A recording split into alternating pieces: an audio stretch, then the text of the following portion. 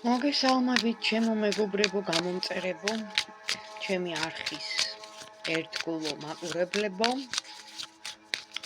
მოგესალმებით, გისურვებთ ყოველივე საუკეთესოს, ბედნიერებას, წარმატებას, სიხარულს. ეხლა ვნახოთ ესეთი თემა, The Angel's Message. ვისი გადმოცემა სურთ ჩვენ მფარველ ანგელოზებს? ეხლა, ორ პოზიციაზე გავშლით, თქვენ აირჩიეთ პოზიცია. პირველი ან მეორე. ვისი გადმოცემა სურთ ჩვენ მფარველ ანგელოზებს ეხლა, აი ამ პერიოდში, ეხლა, ამ აწმყო დროში, რას გვეტყოდნენ ჩვენი მფარველები? პირველი პოზიცია, მეორე პოზიცია.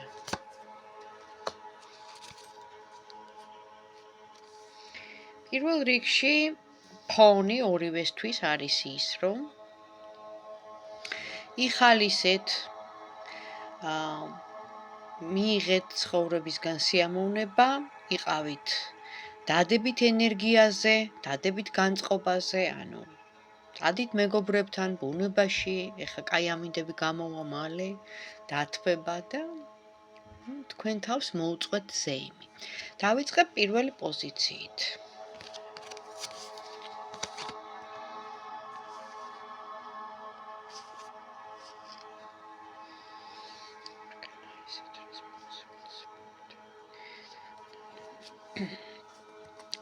რასაც თქვენ გეგმავთ ეხლა, ძალიან კარგია ეს ყველაფერი, მაგრამ ზაფხულისთვის მიღწევადი იქნება. ეხლა დაგეგმეთ, რომ ზაფხულში შეგიცრულდეთ. მერე გექნებათ პირადში, ესეთი დასაფიქრებელი სიტუაცია. აქ ამოდის ადამიანი წარსული ცხოვრებიდან, რომელმაც გული გატკინათ, ყოველ შემთხვევაში ესეთი მესიჯი ამოდის, პირველი პოზიცია. თუ რეზონირდება, კარგი თუ არა და მაშინ გადადით სხვა არხზე.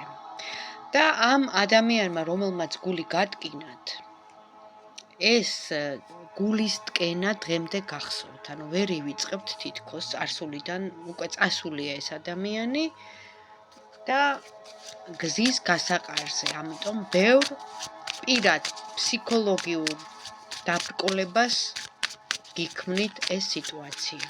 მაშ პირველი პოზიციისთვის რა იქნება ოპტიმალური გამოსავალი?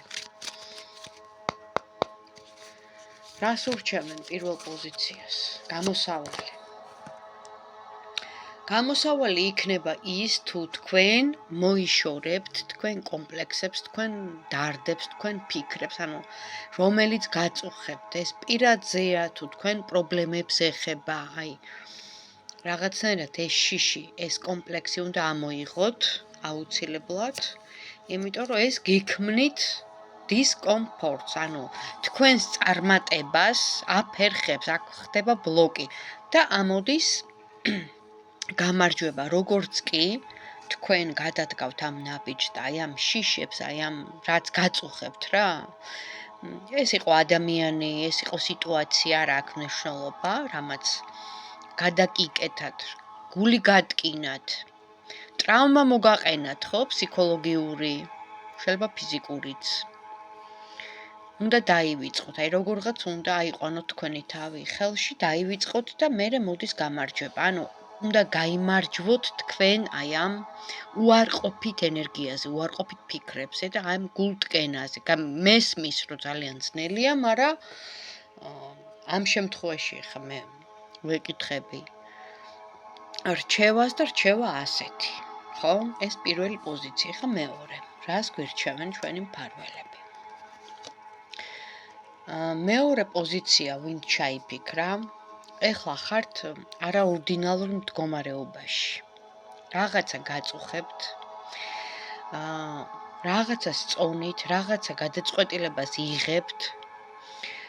არ იცით ზუსტად სწორად მოქმედებთ თუ არა თითქოს ყველაფერი ისე დატრიალდა როგორც ადრე, იმიტომ რომ აქ ამოდის The Well, ეს არის ბორბალი, ბედის ბორბალი.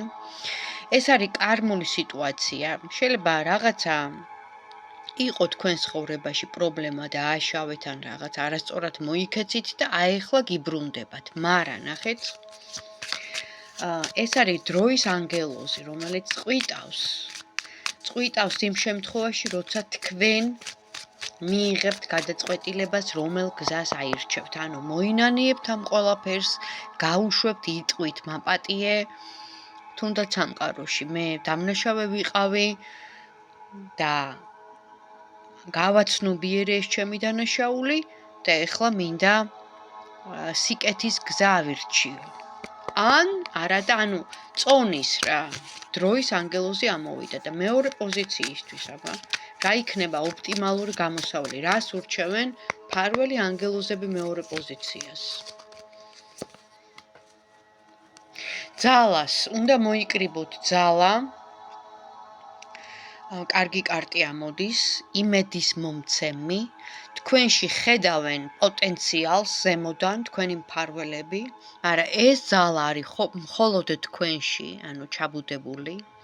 ეს ძალა უნდა ამოიღოთ ზემოთ, მოიკრიბოთ, თქვათ, რომ მე ყველაფერი შემიძლია და მოდის ახალი ადამიანი. აქ გამოჩნდება მამაკაცი, სავსე გრძნობით, ცეცხლოვანი, ენერგიული ან და ახალი დასაწყისი თქვენი ცხოვრების აყვავების, სტაბილურობის და ბედნიერების მომტანი, როგორც კი მოინანიებთ ამ არ ვიცი რა იყო წარსულში, დაკავშირებული იყო ბევრ რაღაც საკითხთან, თქვენ გულში ჩაიხედეთ. მე არ ვიცი, ხა ეს დეტალურად მე ვერ გავშიფრავ, იმიტომ რომ აქ ძალიან ბევრი ნიუანსებია და ძალიან ბევრი საკითხებია, რაზეც შეიძლება ვისაუბროთ. პირადში რომ იყოთ, დაგელაპარაკებოდით, მაგრამ ეხა საჯარო გაშლა, ხო? მოხდა ისეთი სიტუაცია, რომ რაღაცა მოხდა წარსულში. ამ წარსულში იყო ჩარეული ბევრი სხვადასხვა სიტუაციები და ეხლა რახან კარმული წელია ეს 2024, გამოცხადებულია ოფიციალურად. ამიტომ გიბრუნდებათ ეს და კიდე გაძლევენ შანსს, ანუ დროის ანგელოზი, რას ნიშნავს? წონის. ეხლა იწონება თქვენი მოქმედება, ანუ როგორი იქცეოდით ამ წლების განმავლობაში, რა შვებოდით, ანუ მეტი სიკეთე თუ გაქვთ გაკეთებული, მეტი გულმოწყალება, მეტი გაცემა, მეტი დახმარება ადამიანებისთვის. ოღონ ეს ადამიანები უნდა იყვნენ უცხოები, სრულად უცხოები. ის რომ ახლობლებს ეხმარებით, ოჯახის წევრებს ეხმარებით, ნათესავებს ეხმარებით, მეგობრებს ეხმარებით, ეს არ ითვლება.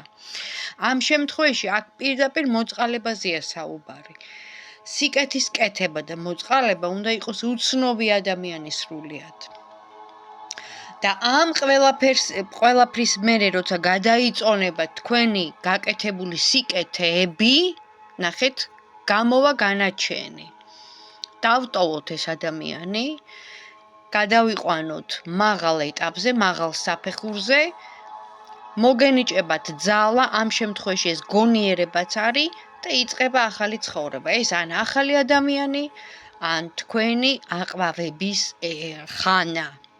მხოლოდ და მხოლოდ თქვენი ცხოვრებიდან გამომდინარე, თქვენი მოქმედებიდან გამომდინარე, იმიტომ რომ თავისუფალ ნებაში კიდევ ერთხელ ვიძახი, არც ერთი ძალა არ ერევა. აქ დედამიწაზე ჩვენ ვინც ვართ ადამიანები, ყველას მოგვეცა ღვთისგან თავისუფალი ნება. ამას არ არღვევს არც ერთი ძალა.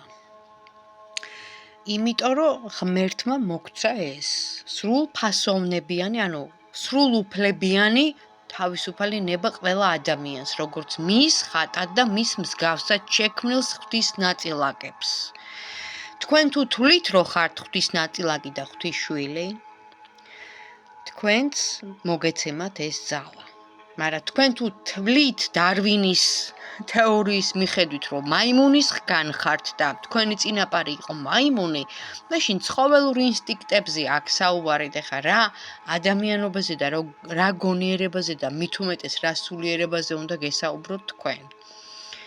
ანუ ვისაც თქვენ თვლით თქვენს მამად, თქვენ მშობელად და გჯერათ ამის, აი ზუსტად ისე იქნება, იმიტომ რომ რწმენა მან შენმან განკურნოს და გადაგარჩინოს შენ.